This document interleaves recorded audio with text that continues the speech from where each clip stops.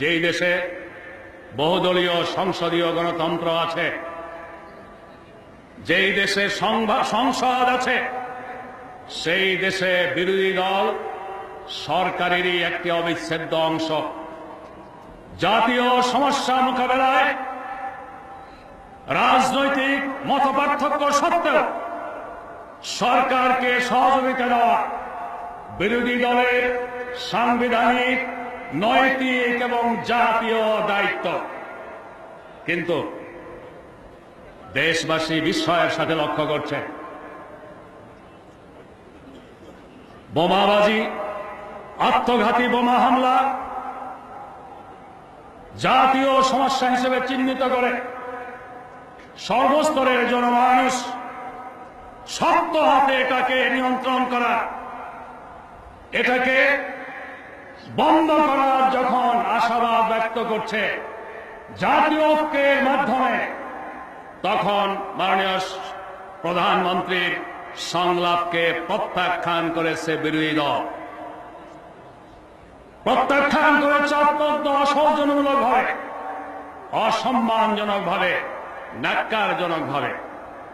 আর বলছেন কি, সংলাপের দরকার নেই, সরকার পদত্যাগ করলেই নাকি বোমাবাজি বন্ধ হবে। সংলাপের দরকার নেই, তারা কেয়ারটেকার সরকার ব্যবস্থায় পরিবর্তন আনার জন্য যে সংস্কার প্রস্তাব দিয়েছেন, সেই প্রস্তাব মেনে নিলেই নাকি বোমাবাজি বন্ধ হয়ে যাবে।